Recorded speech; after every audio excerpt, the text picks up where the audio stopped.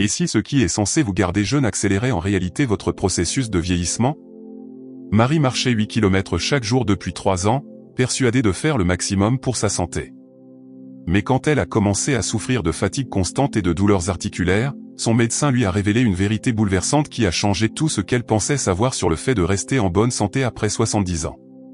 Avant de plonger dans cette révélation qui pourrait transformer votre approche du bien-être, je vous invite à prendre un instant pour vérifier si vous êtes abonné à notre chaîne. Si vous n'en faites pas encore partie, ce petit bouton d'abonnement serait un cadeau précieux pour nous. Et voici une chose spéciale que j'aimerais vous demander, partagez votre âge dans les commentaires ci-dessous. Pourquoi? Parce que cela m'aide à créer du contenu qui vous est réellement utile, et honnêtement, savoir que vous êtes là, engagé et responsable de votre parcours de santé, me remplit de joie. Chacun de vous compte énormément et votre présence rend cette communauté plus forte et plus significative. Aujourd'hui, je vais vous révéler la vérité surprenante que la plupart des gens ignorent sur l'exercice après 70 ans. Vous découvrirez pourquoi la mentalité du plus est mieux peut vous nuire, apprendrez les 3 signaux d'alarme que votre corps vous envoie, et surtout, je vous montrerai l'approche douce mais efficace pour rester énergique et en parfaite santé au fil de ces années d'or. Voici ce que beaucoup d'entre nous ne réalisent pas, nos corps changent après 70 ans, et ce qui fonctionnait à 50 ou 60 ans peut maintenant causer plus de tort que de bien. Le conseil habituel de faire 10 000 pas par jour ou de faire du sport intensément pour rester jeune ne tient pas compte de la complexité de nos corps vieillissants. Quand on se pousse trop, on risque de déclencher une inflammation chronique, comme un feu lent qui accélère le vieillissement au lieu de le prévenir. Laissez-moi vous parler de Bernard, 73 ans, qui marchait 13 km quotidiennement, pensant combattre le vieillissement à chaque pas. Il a commencé à avoir le sommeil agité, à perdre l'appétit et à se sentir épuisé. Ce qu'il ne savait pas, c'est que sa routine intense générait un stress qui le faisait vieillir plus vite. Son taux de cortisol était constamment élevé, ses muscles ne récupéraient pas assez, et son système immunitaire travaillait sans relâche pour réparer les dommages quotidiens. La vérité, c'est qu'après 70 ans, nos corps ont besoin d'une attention différente. Pensez à l'entretien d'un jardin précieux, vous n'arroseriez pas une orchidée délicate de la même manière qu'un chêne robuste. Nos articulations ont travaillé fidèlement pendant des décennies, nos muscles récupèrent plus lentement, et notre cœur, bien que fort, bénéficie de rythmes plus doux que d'une intensité constante. Avez-vous remarqué des changements dans la façon dont votre corps réagit à l'exercice par rapport à il y a 10 ans? J'adorerais entendre vos expériences dans les commentaires. Alors que devriez-vous faire à la place? Le secret réside dans ce que j'appelle le mouvement conscient, une approche qui respecte la sagesse de votre corps au lieu de la combattre. Au lieu de longues marches intenses, divisez votre activité en sessions plus courtes et plus fréquentes. Une douce promenade de 15 minutes le matin, quelques étirements l'après-midi, et une balade paisible le soir peuvent être bien plus bénéfiques qu'une longue randonnée exténuante. Voici un autre bel exemple, Hélène, 76 ans, se forçait à faire des marches rapides d'1 heure qui la laissait épuisée. Quand elle est passée à 3 marches douces de 20 minutes dans la journée, combinées à des étirements légers et des exercices d'équilibre, un changement incroyable s'est produit. Son énergie est revenue, son sommeil s'est amélioré, et elle a commencé à se sentir plus jeune et plus vivante qu'elle ne l'avait été depuis des années. L'essentiel est d'écouter les signaux de votre corps. Vous sentez-vous plein d'énergie après l'exercice ou vidé? Dormez-vous mieux, ou êtes-vous agité? Votre humeur est-elle meilleure, ou vous sentez-vous irritable? Votre corps vous parle sans cesse, et après 70 ans, il est encore plus crucial d'écouter et d'honorer ces messages. Les exercices aquatiques peuvent être merveilleux pour notre tranche d'âge. La résistance douce de l'eau soutient nos articulations tout en offrant un excellent travail musculaire. La natation, la marche dans l'eau, ou même de simples exercices aquatiques peuvent vous apporter tous les bienfaits du mouvement sans le stress des activités à fort impact sur vos articulations. Et voici quelque chose que beaucoup de gens négligent, la musculation est très importante après 70 ans, mais cela ne signifie pas soulever des poids lourds. De simples exercices de résistance avec des poids légers, des bandes élastiques ou même le poids de votre corps peuvent aider à maintenir la masse musculaire et la densité osseuse de manière sûre et durable.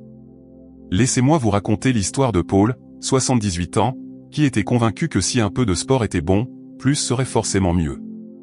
Il faisait du vélo pendant des heures chaque jour, surmontant la fatigue et l'inconfort car il pensait que c'était le prix à payer pour rester en bonne santé. Mais ses bilans de santé trimestriels commençaient à montrer des signes inquiétants, son corps était en état de stress constant, son rythme cardiaque au repos était élevé, et il souffrait de petites blessures qui mettaient de plus en plus de temps à guérir. Son médecin l'a averti que sa routine intense nuisait à ses objectifs de santé.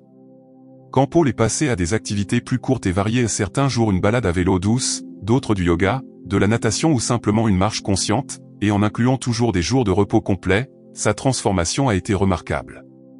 En 2 mois, ses résultats sanguins se sont améliorés, son énergie a grimpé en flèche, et il se sentait plus vivant et plus jeune qu'il ne l'avait été depuis des années. Paul a compris que la vraie forme physique après 70 ans ne dépend pas de l'endurance ou de l'intensité, mais de la constance, de la variété et, surtout, d'écouter la sagesse de son corps.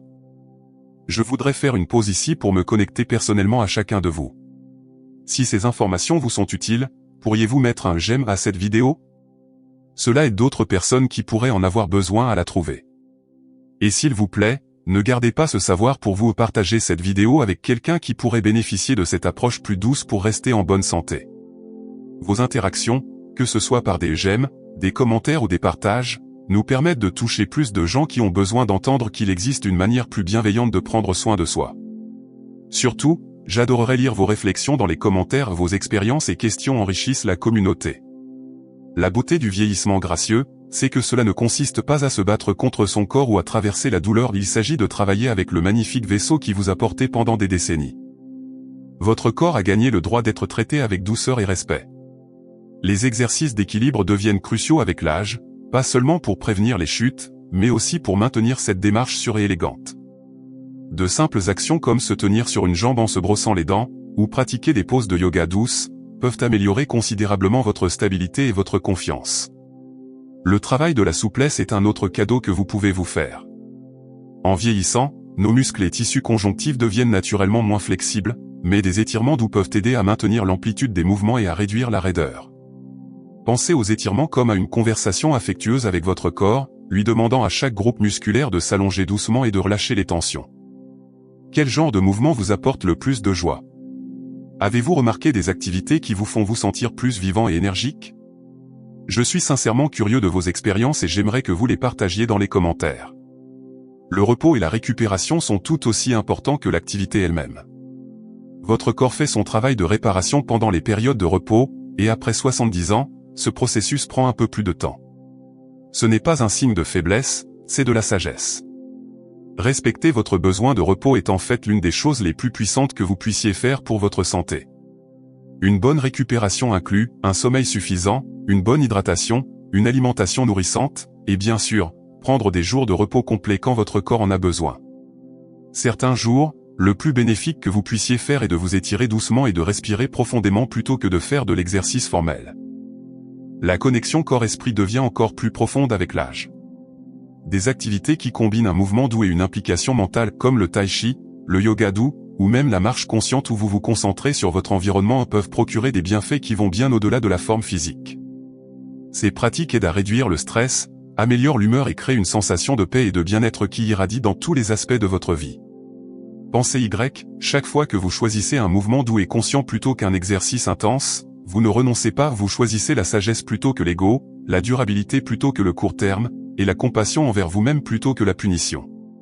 Les recherches sont claires, une activité modérée et régulière combinée à un repos adéquat donne de meilleurs résultats pour les personnes de plus de 70 ans que des routines d'exercice intenses.